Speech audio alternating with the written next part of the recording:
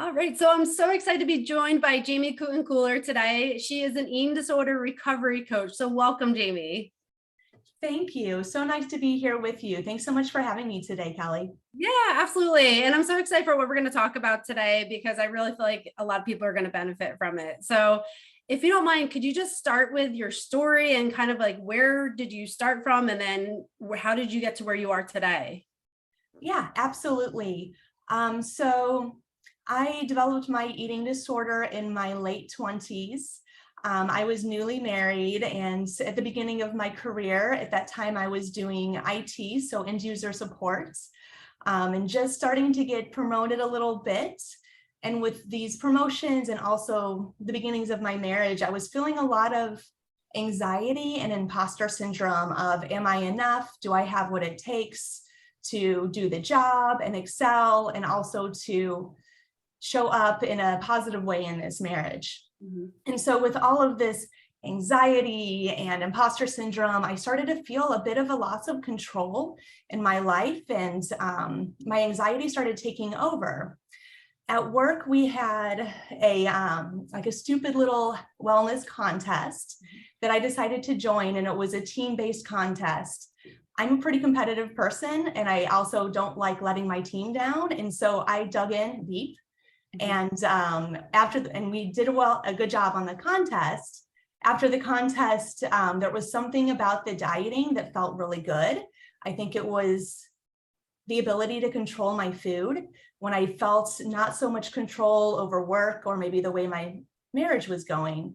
And so I continued to dig into these behaviors with food that were very restrictive until I got to a point where my whole life was about planning my next meal and how I could get out of eating a whole lot of it. It was about isolating and canceling plans. And I found that my life had gotten really, really small. At the same time, I continued digging more and more and more into work because that felt more concrete. And I had a boss that I was getting really, really close to.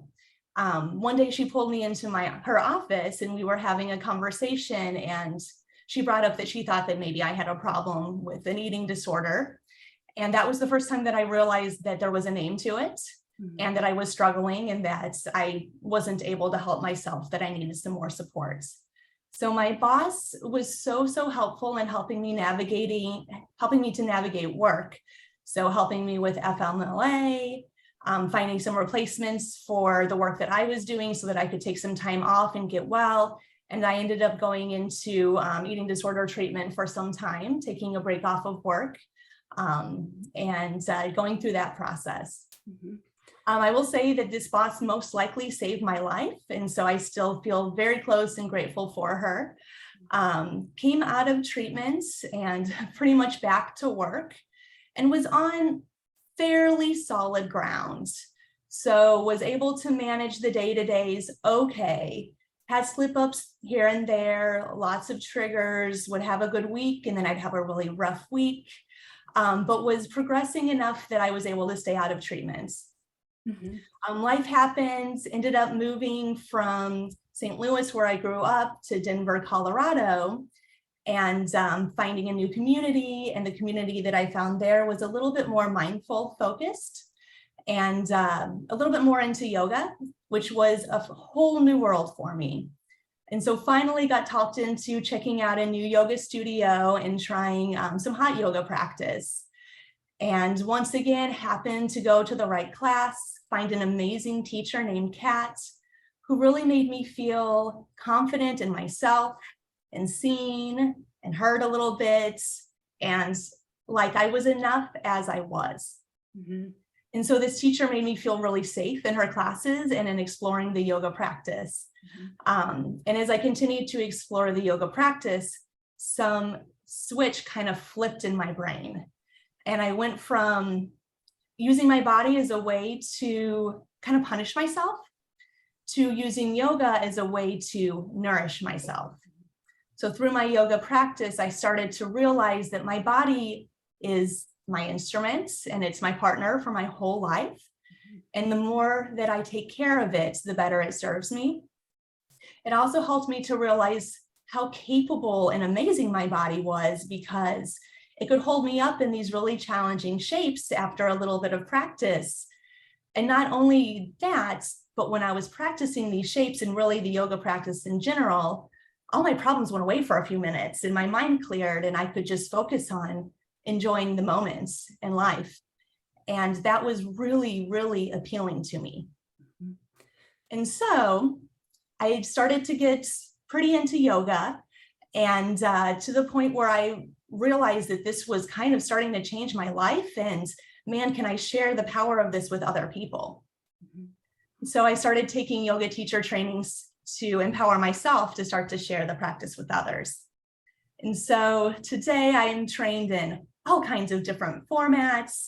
I taught yoga full time for about 5 years in Colorado, and it was so fulfilling. I learned so much about myself, and helping others just really made me feel good in myself, in my body, and sharing the practice only strengthened my recovery and everything that I was working for. But living in Colorado, it didn't feel like quite enough. It was great teaching yoga and helping people, but I really wanted to work with people who were struggling with what I've struggled with in my past. So made a move and ended up getting hooked up with someone who worked at an eating disorder treatment facility, and ended up getting a job first as a yoga teacher there. Surprise, surprise. Was so excited when they started calling me Yoga Jamie, because there were 3 Jamies in the area or at work. And from there, really, really loved it, loved helping other people out, and decided to move into a full-time role working with people in eating disorders, first at the facility and now on my own. So I guess the recap of my story is I struggled pretty hard. And I found that mindfulness has really helped me feel fulfilled, connect with my body, even connect with my community and a higher power. And so I feel like my job now is to share that it's possible to recover, that there are these tools that can really take place of things that are really destructive to you, and that mindfulness might not be the exact match for everyone, but I think there's something out there for most people that you can find that'll give you what you need to live your life in a more positive, vibrant, healthy way. Oh, absolutely. Yeah. And I love how your transformation from where you started to where you are today, it's so profound. And when you take on where your struggles are and they become your greatest strength, it's amazing. It's almost like, it's like it becomes your purpose. Like that is, your struggles were there for a reason. And when you're in the thick of it, it's hard to see that for what it is. But when you're on the other side, you're like, I don't know if you feel this, but I know it's for myself. I was like so appreciative of what I went through because it gave me a voice. It gave me strength. Do you feel that too? Completely. It's being in it. I never would have thought that I would be grateful for the journey and the pain and the process, but absolutely, absolutely. If I hadn't gone through all of my struggles, I would still be working a relatively fulfilling but very stressful IT job, as opposed to something that I adore and I'm helping people and makes me feel vibrant and alive completely. Also in yoga, we talk about dharma or your purpose. And yeah, I feel like this is my dharma. Yeah, you've completely nailed it. Yeah. And it really is. To go on such a journey like that. And how long would you say that you struggled with your eating disorder for? I would say from like that challenge that kind of kicked off the really intense restriction to feeling completely recovered. It was probably 7 or 8 years. Yeah.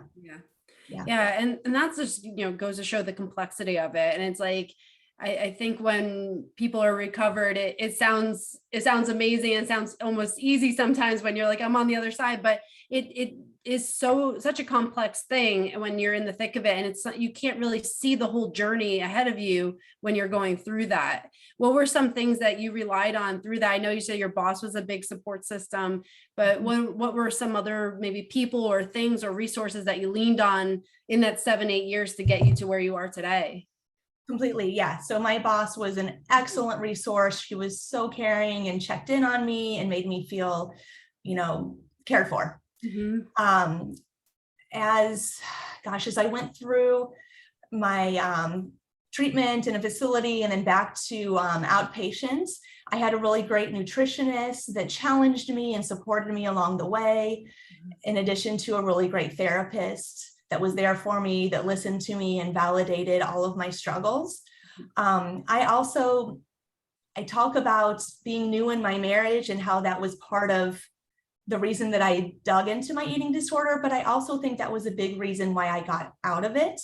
Was my partner was extremely patient with me, extremely understanding, willing to do what we needed to do to get me through recovery, and just helped me feel really safe and validated, and was just so kind. Also have to shout out to that yoga teacher, Kat Lloyd, who really changed my life. From the first time I took a class with her, she made me feel so whole and seen and cared for. And that gave me the confidence to continue to explore this practice that really changed my life. From there, I think it was all of the teachers that I had along the way. So teachers in my yoga teacher training, my supervisors when I worked at the eating disorder facility. I went through Carolyn Costin's eating disorder recovery coaching training program. That's a lot of words. And she was a very great mentor and gave me so much knowledge, and even going through the program, like reinforce all of the things that I learned. So I would say I had lots and lots of support from my community along the way, which was incredible. Yeah. Yeah. And that is absolutely such an important thing to discuss too, because I know for myself, I don't know if you felt this in part of your eating disorder, but like, I felt like I could do it alone. Like I felt like, nope, I'm going to just kind of force myself and I'm going to do it alone. But you really need a support system when you're going through that. You really need to have those people that are helping you along the way to make you feel like you're not alone in it. Because sometimes when you have that feeling like of being alone, you're compounding the issue. It just gets worse because of everything that goes into that and your whole mindset. And one thing that you said, it was a theme as you were talking. And one thing that really stuck out to me was you said safe a few times. And I think that is such a huge part, because it's those people that make you feel safe, make you feel whole, make you feel like you are enough. And that's what you need in that process. And when you don't feel safe, it is, eating disorder behaviors are behaviors because of something that's not there that you're yearning for. And a lot of times it is like that safety and that control. So completely. And, now that I've been through that, I choose my community very specifically. I specifically choose people who make me feel safe and empowered and fulfilled. And it's very intentional these days because I know how helpful that is. But yeah, completely right. Mm-hmm. Yeah. And I know you talked about that weight loss competition that kind of sparked things. Was there anything, did you feel like that was literally like a turning point, or was there anything that was in maybe your past before that kind of became like the straw that broke the camel's back, or was there kind of nothing before that? I think that I had played with dieting on and off, but nothing very serious. But my mother's modeled restrictive behaviors for my whole life, and just tried to make herself small, talk diet culture. And so I feel like I've learned from one of the best. And I needed some kind of trigger to really dig deep into it. So I think I had the perfect storm of, this history of watching my mom do it, all of the media that we get from TV, social media, ads, etc. This anxiety of being new in this marriage, new in this job path, and then this silly little competition that for some reason I felt really competitive about. Yeah. And a lot of that is like, it's like that subconscious messaging, like, I'm sure the people in your childhood didn't mean for you to feel that way, or the media doesn't, like, you don't realize what's going on in your internal dialogue that then sparks that. Did you feel like that was part of your recovery too, changing that internal dialogue from what you were saying to yourself to kind of maybe what you say to yourself now? So much. And I don't think that that work is complete. I think that is ongoing, and I'm probably not unique in that, right? No, definitely not. I'm right there with you. Yeah. So much so. Listening to the words that I tell myself and then realizing how inaccurate they are and mean, and trying to rephrase it. What would I say to my close friend? I never say words like that to my friends, or to I don't have any like nieces or nephews, but if I did, I wouldn't say those words to a little kid or someone that I cared about. So am I saying it to the one person that I have with me for this whole life? Yeah. And so working on that is really important. It's also really challenging because you can get into that spiral and not realize it until you're pretty deep. And then it's about pulling yourself back out. Right. We talked about community, and I think sometimes that's a really great way to pull yourself out of that hole that you can dig yourself into with a negative self-talk, is reaching out to a friend. You know, this is what I'm telling myself. Can you help me validate what's really true? Yeah. Yeah. And I think a big thing with that too is like even just getting to the point where you even question it, because a lot of times when you have that negative self-talk, like you take it as like gospel, like this is so true. And then you can almost see that stage of recovery when you start questioning what you're saying to yourself, even though you're not stopping it, you're questioning it. It's just bringing light to the reality of it, which is such a huge stepping stone to not having that in your life. Completely. And it's a bit of a relief too, when you start to realize that not all of these thoughts are really my thoughts. Yeah. And they're not gospel, just like you said. It's like there's can be differences of opinions. Oh, yeah.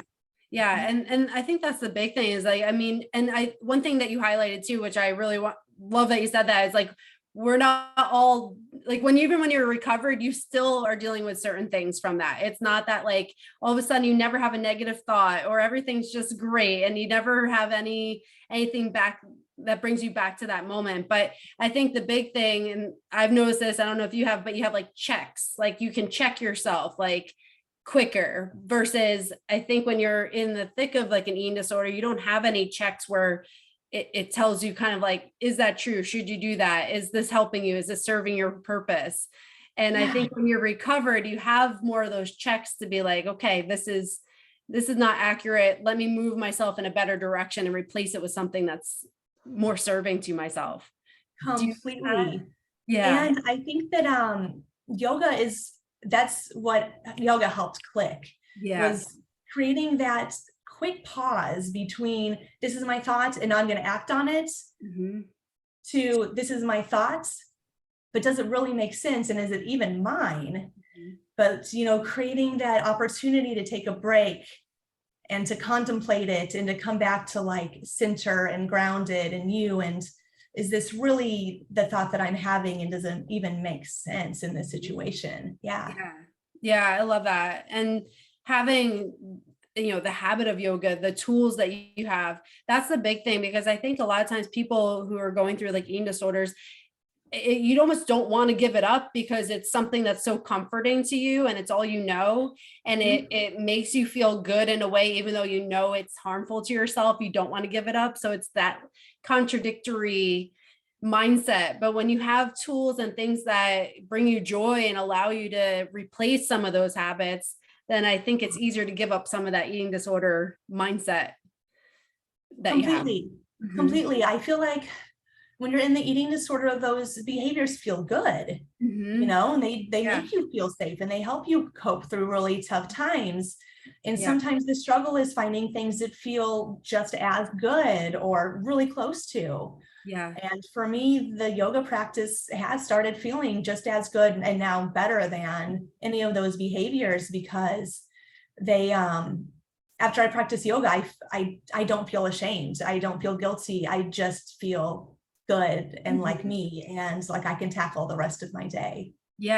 Oh, yeah, absolutely. And I think the big thing with eating disorders, it's a short-term reward for a long-term harm, versus some of the, when you change your behaviors and you make positive change in your life, sometimes it feels like, or short-term sacrifice, but it ends up being a long-term reward.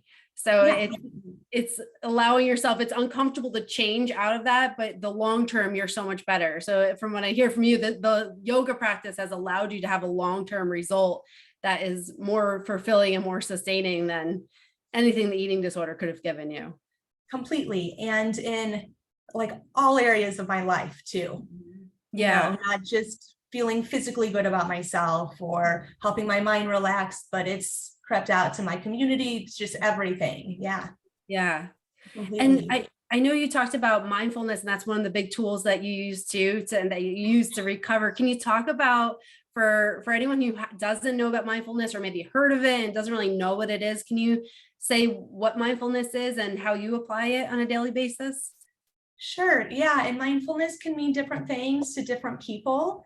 But I guess at least for me or in my world, mindfulness is about really trying to connect with today, right now, the present moment. Mm-hmm. And so rather than thinking about your past history, your stories, and letting that guide your way, or worrying about what might or might not happen in the future, it's about what can I do right here and right now to whatever it is, to soothe, to calm, to progress.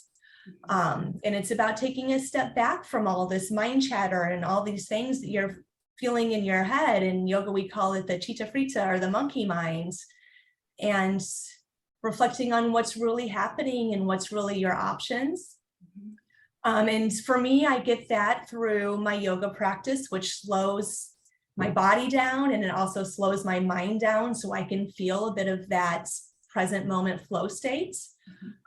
It's something that I try to access in meditation. For me, meditation's a little more challenging than a movement practice, but it's about, really being there. And you can be mindful in just about everything that you do. When you're driving your car, notice the sounds of the road and maybe the shifts in the scenery and even the scents coming in through your window. Or when you're having a meal, notice the taste and the smells and the textures and even the different colors in your meal. Or taking a walk, you can feel your feet hit the pavement and how it feels as your weight shifts.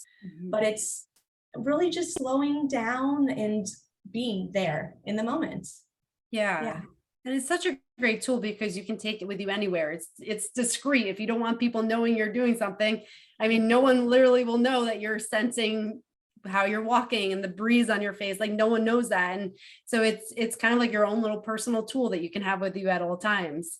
Completely. And you can pull it out when you're feeling super overwhelmed. You can use your five senses, feel the ground underneath your feet, the breeze on your skin, like you said, hear the birds chirping, taste whatever's, the texture of your mouth or whatever. There's tools that you can use right in the moment to help soothe a little bit and regulate, for sure.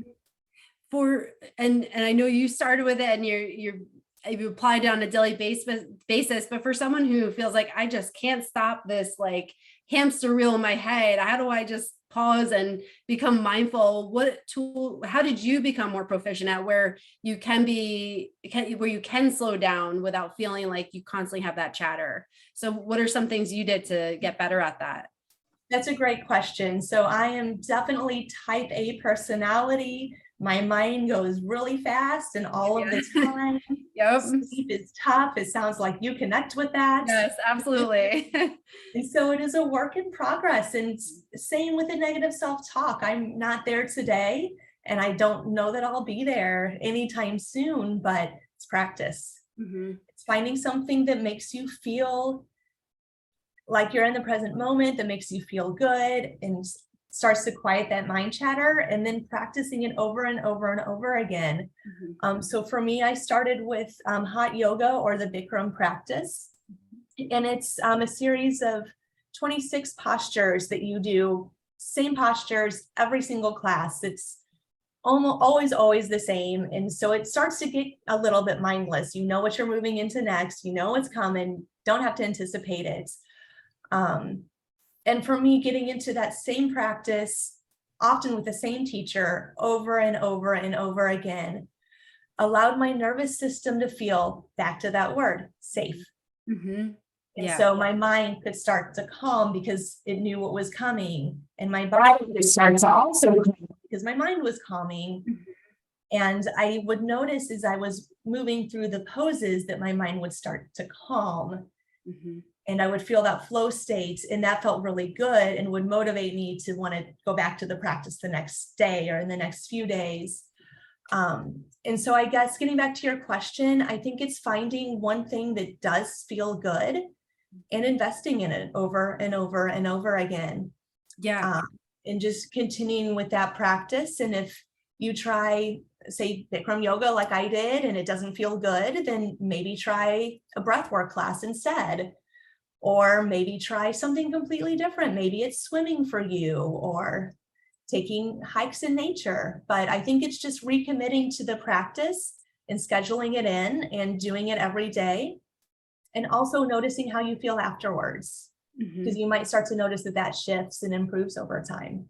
Yeah. Yeah. And what you touched on too is it's not a one size fits all. It's not like here's the program that works for everyone. Like it is about having the right tools, but also having that flexibility to figure out what works for you and what brings you back to that sense of balance. And I know you talked about the nervous system. It is like, especially with eating disorders, it is that fight or flight that you're constantly in. And a lot of times people who have eating disorders are type A personalities, they're perfectionists. They like things to get done the way they like them. They want to constantly, they're high achievers, and that's kind of that personality, and it's beneficial for many things, but it doesn't serve you when it is out of control and you're constantly in like a chronic stress state. And so bringing yourself back down to a place of balance is so important. Having those tools to do that is so important, and making it a habit, making it a daily practice, and showing up for yourself. So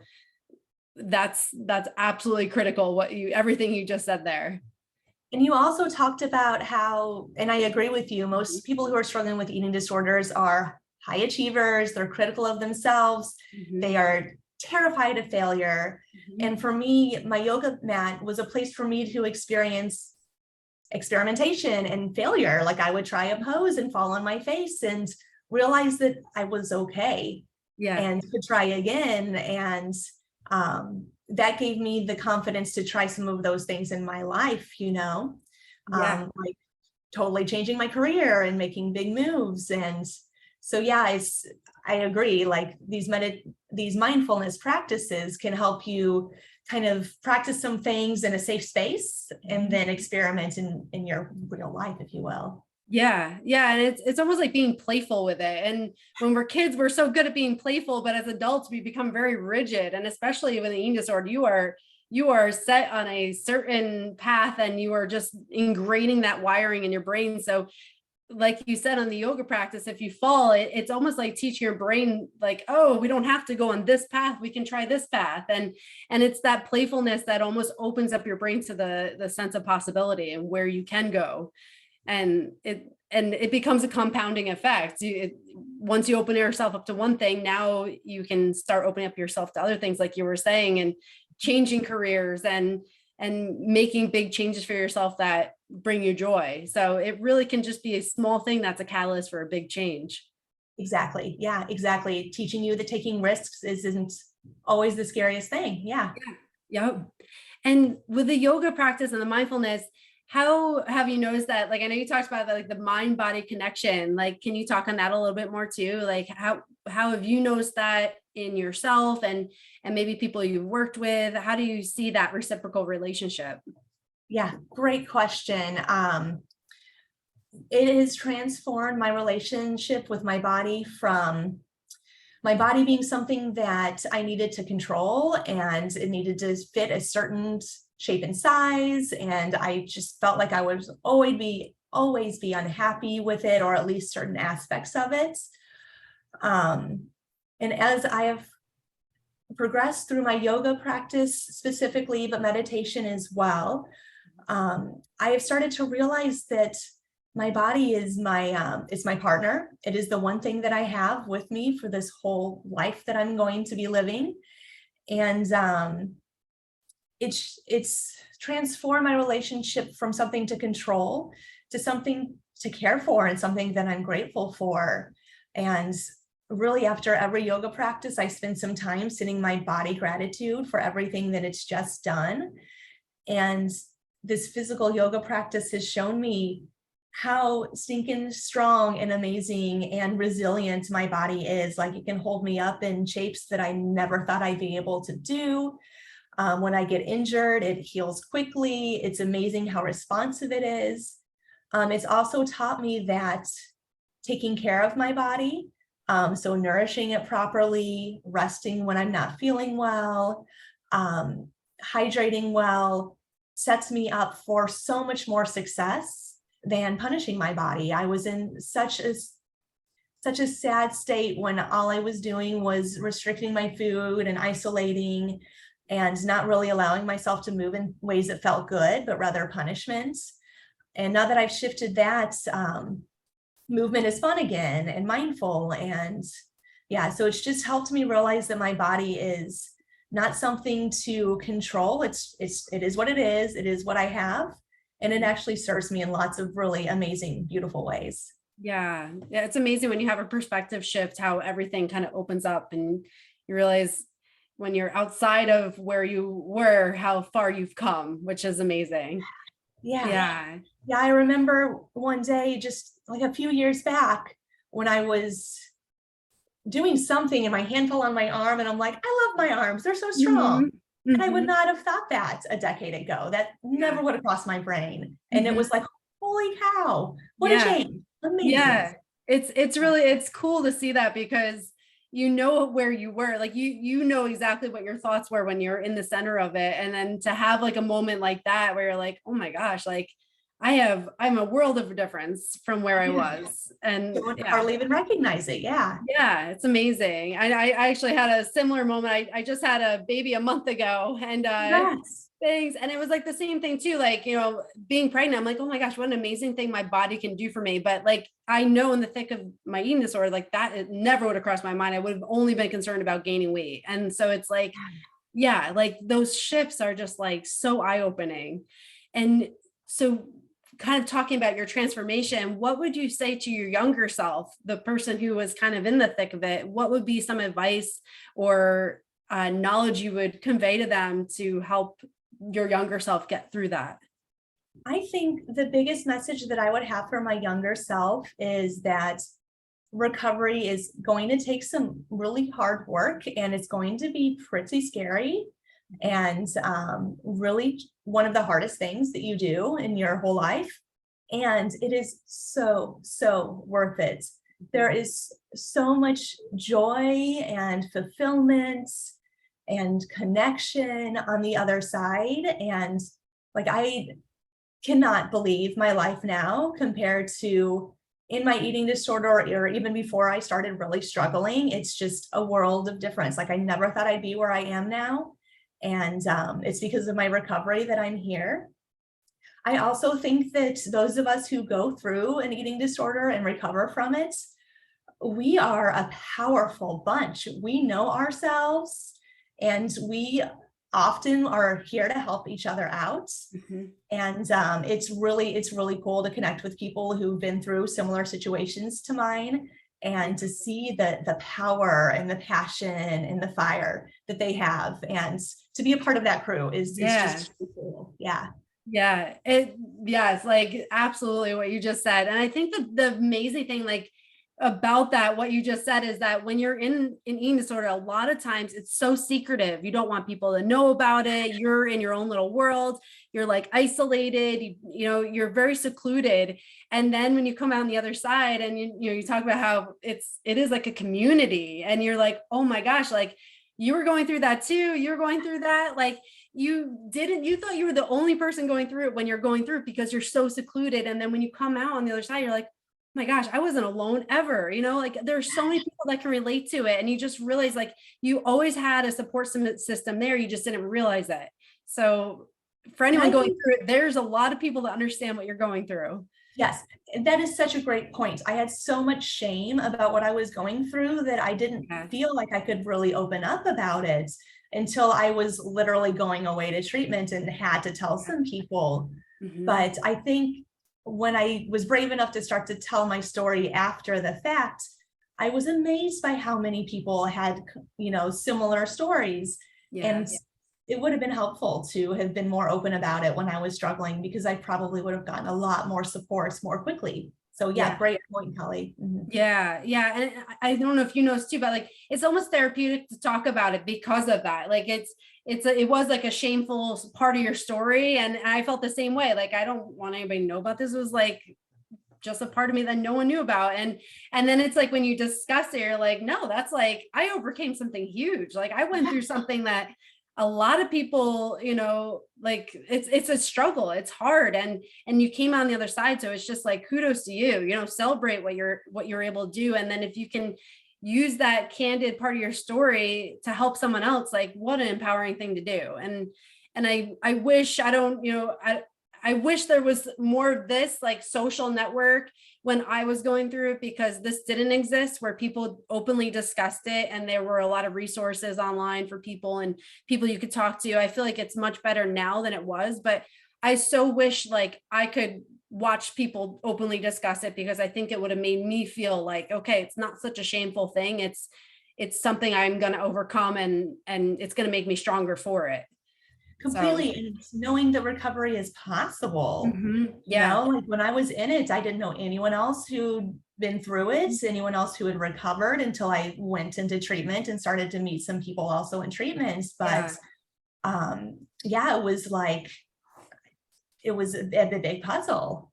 I didn't have exposure to anyone else in that community until, after the fact. Yeah. Completely. Yeah. Yeah. Completely. And I think too, we kind of discussed this before we got on here, but everyone has a different story. Like some people are more restrictive, some people binge and then purge or over exercise. I mean, there's so many aspects, or eat exceptionally healthy that becomes unhealthy.